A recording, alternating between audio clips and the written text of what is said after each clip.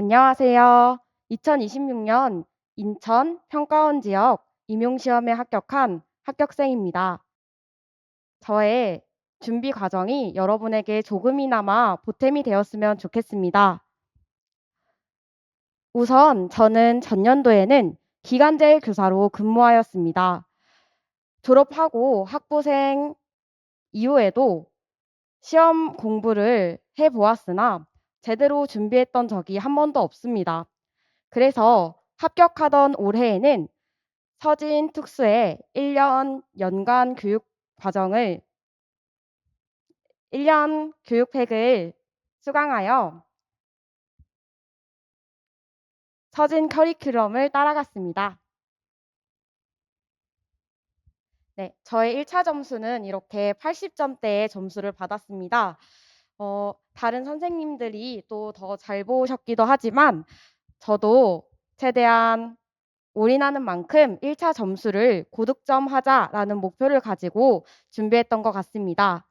그 이유는 임용시험은 1차 점수와 2차 점수를 합산하여 최종 결과가 나오기 때문에 1차 점수가 높을수록 합격률이 올라간다고 생각했기 때문입니다. 사실 저도 2차를 엄청 잘 보지는 못했습니다. 그렇지만 제가 2차를 잘 보지 못했더라도 이 점수를 커버해 준 게 1차 점수라고 생각합니다. 그래서 이 합격 수기를 보시는 여러분들도 1차 고득점을 목표로 열심히 공부하셨으면 좋겠습니다. 이 합격 수기는 제 공부 스타일을 기반으로 작성되어 있기 때문에 여러분들이 보시고 좋은 부분만 참고해서 합격까지 열심히 달리시길 바라겠습니다. 앞서 말씀드린 바와 같이 저는 서진 정소희 강사님의 1년 연팩을 수강하였습니다. 1, 3월 기본이론반부터 시작하여 3에서 6월에 진행하는 문제풀이반, 그리고 모의고사반, 그리고 모의고사반까지 체계적으로 1년 과정이 준비된 점이 마음에 들었습니다. 커리큘럼이 꼼꼼하게 짜여져 있어서 제가 이 커리큘럼대로만 따라가도 충분히 좋은 성과를 낼 수 있다고 생각했습니다. 계획하는 데 어려움이 있으신 수험생분들은 1년 연팩을 수강하시고 이대로만 따라와 주셔도 합격과 가까워질 수 있다고 생각합니다. 여러분들이 교재를 구매하셔서 책의 목차를 보시면 서진 강사님의 교재가 유아특수교육의 중요한 내용을 1권에 담아 놓았다는 걸 알 수 있습니다.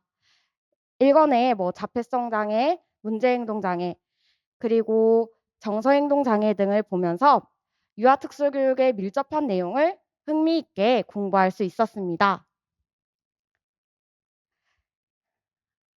또한 1년 연팩을 수강한 경우 정조희 서진 강사님이 제공하는 2차 강의를 들을 수 있는 우선권을 제공해 주십니다. 유아특수교사의 경우 이러한 2차 정보가 많이 없는데 제가 1차 합격 이후에 큰 도움을 받았습니다. 또한 서진 유아특수 강의의 장점은 7, 8월 때 문제풀이반 시 유아특수만 따로 나누어서 문제를 제공해 주었다는 점이 장점입니다. 이때 본격적으로 유아특수 교육에 대한 공부를 해야겠다고 생각하는 계기가 되었고, 모의고사의 문제의 질도 유아특수교육에 관련된 내용이 나와서 심도 있게 공부하는 계기가 되었습니다.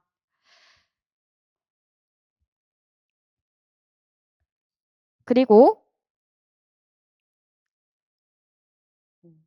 샘플 강의를 들었을 때도 서진 강사님의 설명이 귀에 쏙쏙 잘 들어왔고 와닿았기 때문에 서진 강사님의 강의를 선택하게 되었습니다. 과목별 1년 공부법에 대해서 말씀드리겠습니다. 우선 특수교육학은 저는 서진 연팩을 수강하였기 때문에 1, 3월에 기본이론반, 3, 6월에 문제풀이반 등 커리큘럼대로 따라가며 공부를 했습니다. 저는 직강으로 강의를 수강하였기 때문에 직강하는 날에는 학원에서 교수님 말씀에 집중하며 필기 위주로 공부했습니다. 이렇게 현장에서 다른 수험생 선생님들과 함께 교수님의 강의를 듣는 것만으로도 저에게 동기부여가 되었고 긴장감 있게 공부할 수 있었던 계기가 되었습니다. 그래서 저의 성향상 인강보다는 직강이 더 잘 맞는 것 같아서 저와 같은 성향을 갖고 계신 분은 직강 적극 추천드립니다. 이론 공부 이후에는 서진 유아특수반에서 구성해 주신 스터디원들과 함께 이론 공부를 꼼꼼히 했습니다. 그날 배웠던 강의 이론을 중심으로 미니 퀴즈를 내보기도 하고 개론을 정독하면서 읽으면서 특수교육학에 대한 개념을 꼼꼼히 공부해 보았던 것 같습니다. 맨 처음에 특수교육학을 접할 때는 아직 잘 모르기도 하고 방대한 양을 손으로 쓰면서 외우기는 무리라고 판단하여 계속 눈으로 읽으며 익숙해지는 시간을 가졌습니다. 결국 이러한 이론 내용도 자주 보다 보면 익숙해지고 언젠간 외워지게 되니까 여러분도 교재 내용을 많이 자주 읽어보셨으면 좋겠습니다. 그래서 저의 공부 루틴은 직강을 수강하고 기본 이론서를 읽고 문제 풀이하고 5개념을 바로잡고 백지 인출을 무한 반복하였습니다. 이때 서진 교수님이 제공해주는 도식화 자료가 큰 도움이 되었습니다. 도식화 자료를 기반으로 내가 알고 있는 개념들을 파란색으로 써보고 모르는 개념은 빨간색으로 옆에 다시 쓰고 그 개념이 완벽해질 때까지 계속해서 반복해서 공부하였습니다.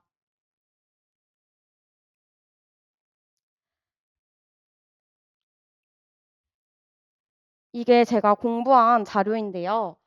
많은 방대한 양의 개념을 손으로 다 쓰면서 결국에는 내가 써볼 수 있어야 외워진다고 생각합니다. 그래서 내 머릿속에 있는 지식들을 종이에 다 써보고 모자란 개념들은 다시 책을 정독하고 다시 써볼 수 있게 인출하는 연습을 꼭 해보셨으면 좋겠습니다. 그리고 특수교육의 양이 많이 방대하기 때문에 시험일로 다가갈수록 중요한 강론을 더 많이 보려고 노력했습니다. 여기 제가 생각하는 중요도는 문제행동, 중재와 이해, 의사소통, 자폐성, 정서행동 등등등 이렇게 이 순서로 선택적으로 또 공부를 한 것 같습니다. 여러분들도 공부하시다 보면 이제 시험과 가까워질수록 나만의 중요도가 생기게 될 것입니다. 이렇게 전략적으로 유아특수 임용에 많이 나오는 강론 위주로 보신다면 높은 점수를 획득할 수 있는 지름길이 되지 않을까 싶습니다. 그리고 유아교육에 대해서 말씀드리겠습니다. 유아교육은 저는 다른 강사님 강의를 듣지 않고 독학으로 공부하였습니다. 1월에서 3월은 공부를 아예 하지 못했습니다. 특수교육학의 직강을 위주로 공부하기도 했고 2월 달까지는 기간제 생활 때문에 따로 공부는 하지 않았습니다.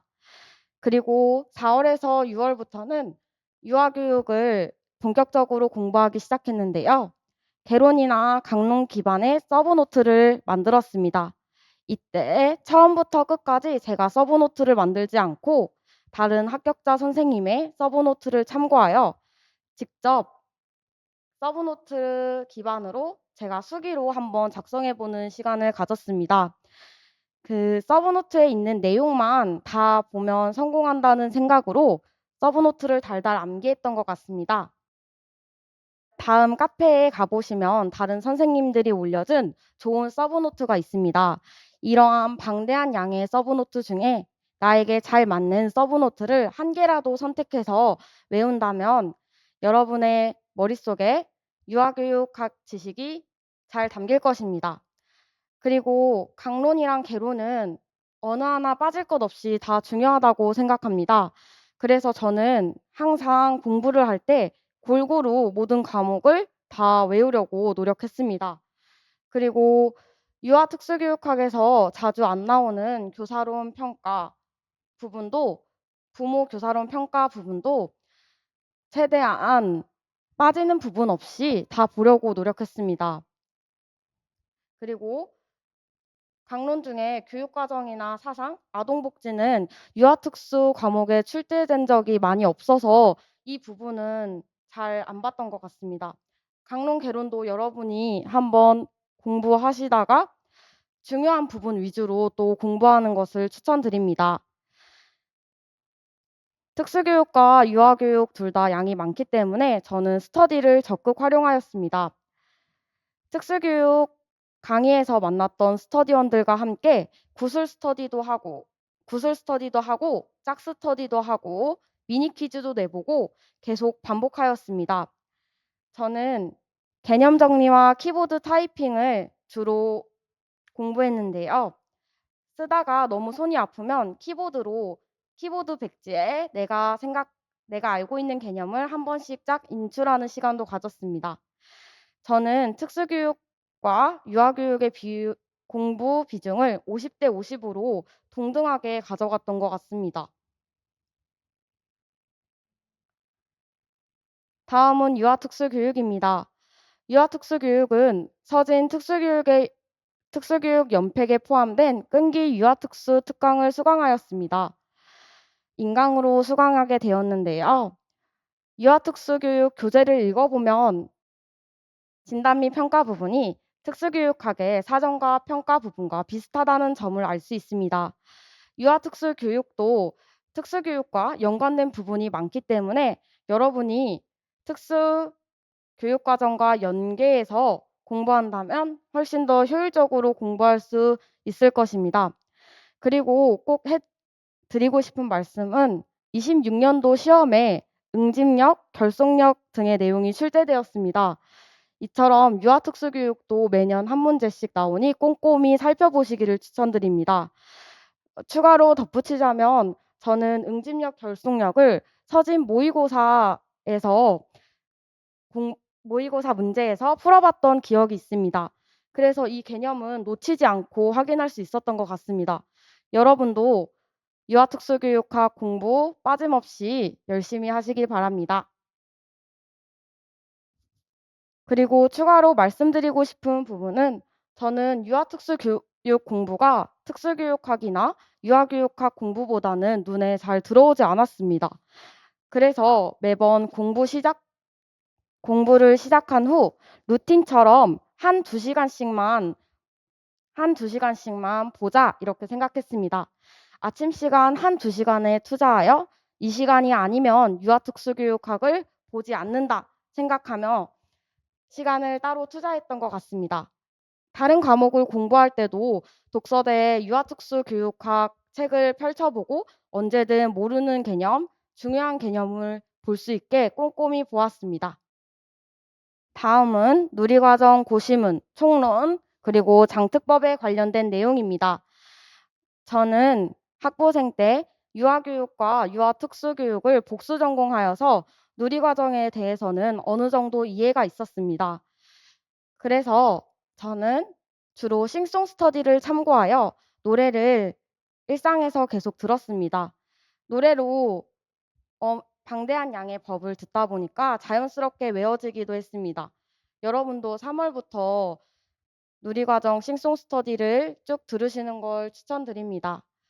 그리고 양이 워낙 많기 때문에 수기로 다 쓰면 손이 많이 아팠습니다. 한글과 컴퓨터 타자를 이용해서 반복적으로 쭉 써보면서 외웠던 것 같습니다. 이게 은근 처음 시작할 때 양이 많은데 생각보다 노래를 들으면서 빨리 외워지기도 하고 순서를 정해서 매일매일 부분 나눠서 하면 금방 외워졌습니다. 그래서 노래도 저는 들었고 누리과정 고시문 타이핑 순서는 이렇게 5일치로 나누어서 하루에 30분씩 투자하면서 공부했던 것 같습니다.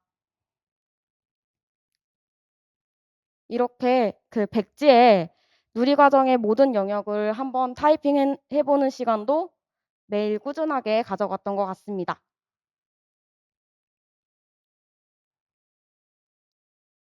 장애인에 대한 특수교육법은 아침 인증 스터디를 적극 활용하였습니다. 저희는 착석 인증으로 10시나 11시에 장특법의 한 부분을 써가지고 카톡 채팅방에 이렇게 다 같이 인증했습니다. 정조희 선생님의 특강을 들은 이유를 기점으로 공부를 시작하게 되었습니다. 본격적으로 공부한 시기는 8월 이후입니다. 8월 이후에는 파트별로 나누어서 서진 정조희 선생님이 제공해 주신 장특법 책을 기반으로 매일 읽어보고 써보며 공부했던 것 같습니다. 누리과정이나 장특법, 총론도 매년 한 문제 이상은 꼭 출제되는 것 같아서 꼼꼼히 살펴보신다면 여러분도 1점을 가져갈 수 있을 거라고 생각합니다.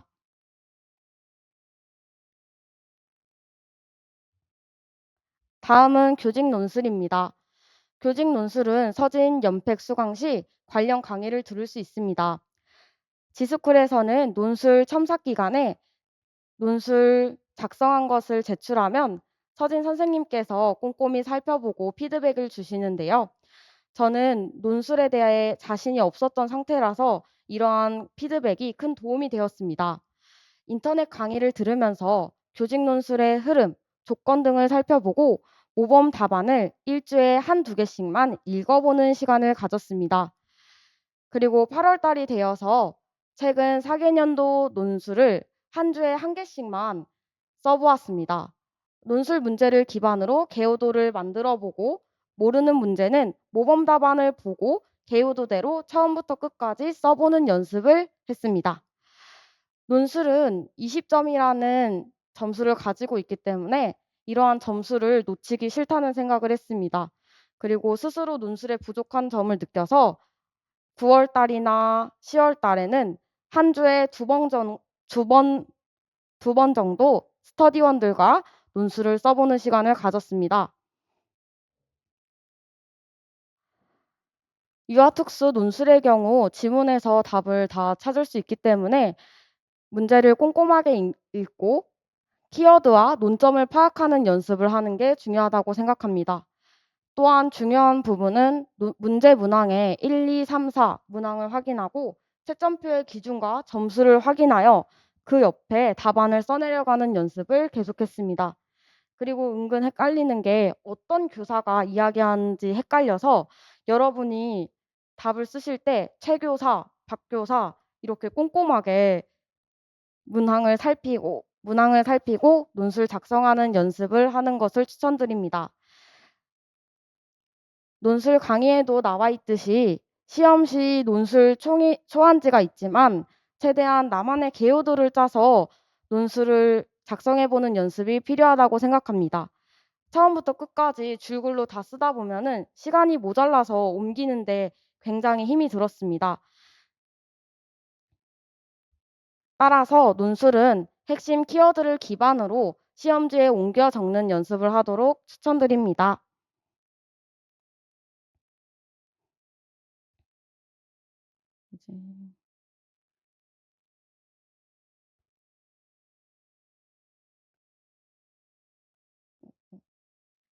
네, 이 시간표는 제가 상반기에 이렇게 공부하자라는 마음으로 짰던 시간표인데요.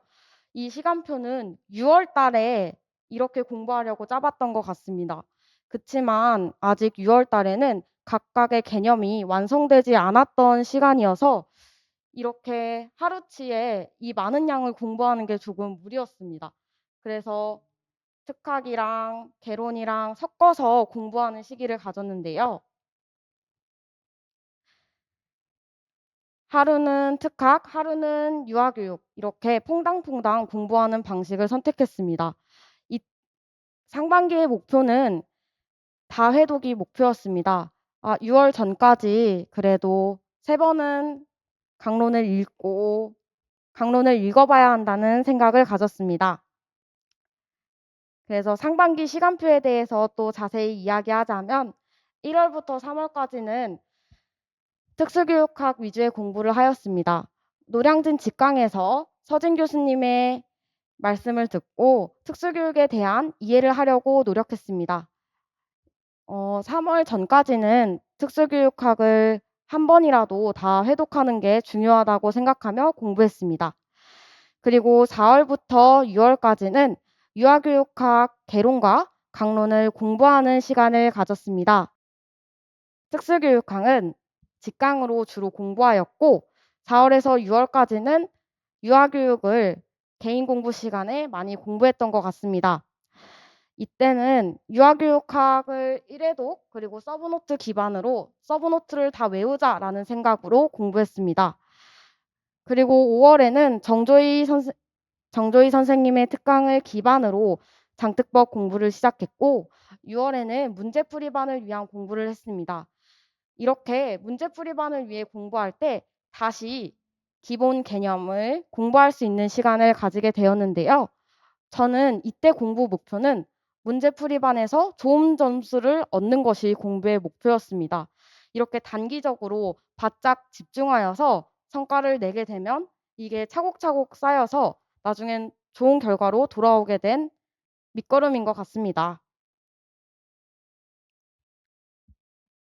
7월 달에는 특수교육과 유아교육학 모든 강의를 3번 정도 회독하려고 노력했습니다. 이때 유아특수교육학 공부도 본격적으로 시작했습니다. 임용 시험도 암기 싸움이기 때문에 더 많이, 더 자주 회독하고 전체 부분을 놓치지 않고 빠짐없이 보고 1점이라도 더 얻을 수 있도록 열심히 연구했던 것 같습니다.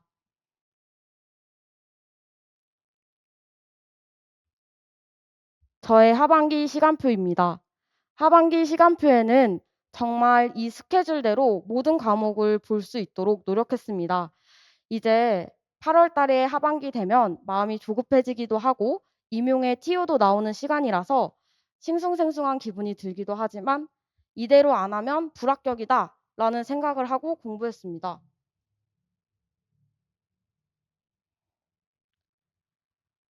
이렇게 저의 7일 루틴을 기반으로 공부를 하였는데 모의고사가 있는 주에는 모의고사를 보았고 모의고사가 없는 주에는 부족한 공부 그리고 기출 문제를 풀이하는 시간을 가졌습니다. 8월에는 어느 정도 기본 이론을 다 외운 상태이기 때문에 위에서 보여드린 것처럼 시간표를 짜서 공부하였습니다. 그리고 서진 모의고사를 수강 시 등수를 직관적으로 볼 수 있는데요. 5회차, 4회차까지 제 등수를 성장시키는 것을 목표로 했습니다. 저는 말 그대로 모의고사지만 모의고사 등수가 곧 내 실제 등수다라고 생각을 하고 공부했습니다. 모의고사에 모르는 개념이나 모르는 문제가 나와도 그 개념을 찾아서 공부했습니다.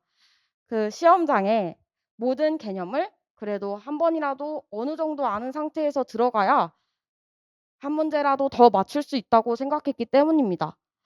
이때 이때는 특수교육학과 유아교육학에 대한 개념이 어느 정도 있는 상태여서 기출 분석을 함께 병행했던 것 같습니다. 기출 위주의 개념 풀이, 오답 노트, 문제 풀이, 모의고사까지 계속 반복하며 하나도 빠뜨리지 않고 모든 개념을 훑어보려고 했습니다. 11월 달에는 이론 공부와 더불어서 짝 스터디를 더 심도 있게 진행했습니다. 줌으로 스터디원들과 그날 정한 개념과 강론에 대해서 구두로 설명하는 시간을 가졌습니다. 또한 잘 모르는 기출문제나 개념을 서로 이야기하며 내가 가진 5개념을 바로잡는 시간을 가졌습니다. 특수교육이나 일반 유아특수교육을 전 과목 모두 구두 스피치로 훑어본 것도 굉장히 좋은 방법이라고 생각합니다.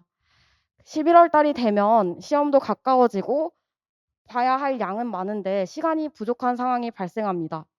이때 그 하나하나 다 쓰면서 공부한다면 손목도 아프고 모든 양을 보기에는 사실상 힘들다고 생각합니다.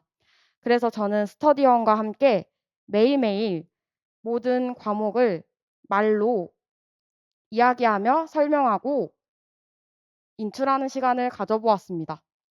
구두 스피치를 추천한 이유는 빠르게 모든 내용을 볼 수 있다는 점입니다.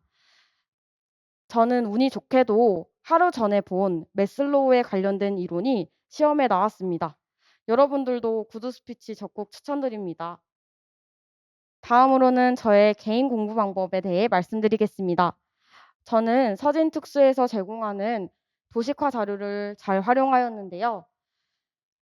도식화 자료에 제가 알고 있는 개념을 파란색으로 적고 틀린 개념은 빨간색으로 적고 확장할 개념까지도 표에 도식화 표에 다 써보면서 공부했던 것 같습니다.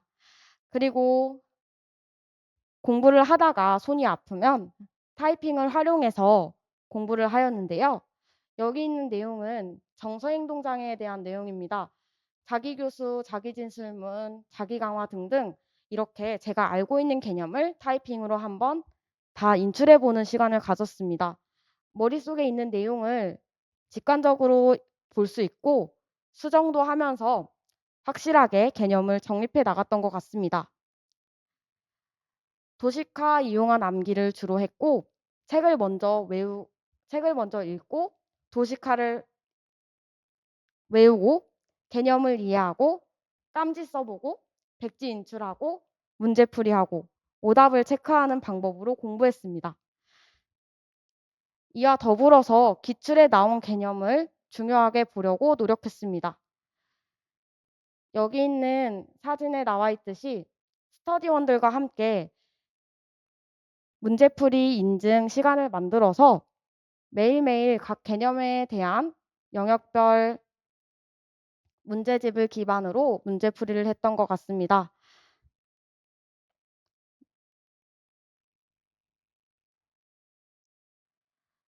기출문제는 임용고시 문제를 기반으로 한국교육과정평가원에서 다운받아 10개년 정도의 문제를 다 풀어보았던 것 같습니다. 기출 키워드를 기반으로 개념을 잘 알고 있어야 하고 답안을 작성 시에 이러한 키워드가 없으면 답안이 인정되지 않는 경우도 있기 때문에 놓치지 않고 보려고 했습니다. 유아특수 기출과 더불어서 초등특수, 중등특수의 최근 3개년 문제는 다 풀어본 것 같습니다. 이때 초등특수, 중등특수에서 특수교육 공학에 관련된 내용을 심도 있게 본 적이 있었는데요. SETT 모델이 이번 유아특수교육 문제에 출제되어서 기출의 연관성을 다시 한번 깨닫게 되는 그런 기회가 되었습니다. 합격 수기를 이제 마무리하겠습니다. 제가 임용 공부를 했을 때 가장 힘들었던 점은 불확실성 때문이었습니다. 당장은 합격을 예상할 수도 없고 1년의 과정이 너무 힘들게 느껴졌습니다. 임용 TO 날에도 TO가 너무 적어서 충격적이었지만 더 열심히 공부해서 합격하자는 마음으로 공부했습니다. 그리고 여러분 같이 공부하는 스터디원들에게도 정말 감사하다는 말씀 드리고 싶습니다. 같은 처지인 스터디원들과 함께 공부하면서 마음을 다 잡고 서로 위지하며 공부할 수 있었던 것 같습니다. 임용 시험은 운이 좋아야 붙는 시험인 것 같습니다. 그 결과는 아무도 예측할 수 없기 때문에 힘들고 불안한 건 당연하다고 생각합니다. 내가 불안하면 다른 수험생 모두가 불안하고 힘들다라는 생각을 가지고 내 할 것만 열심히 하면 됩니다, 여러분. 여러분들도 최종 합격까지 열심히 노력하길 바랍니다. 여러분의 수험 생활을 응원합니다. 화이팅!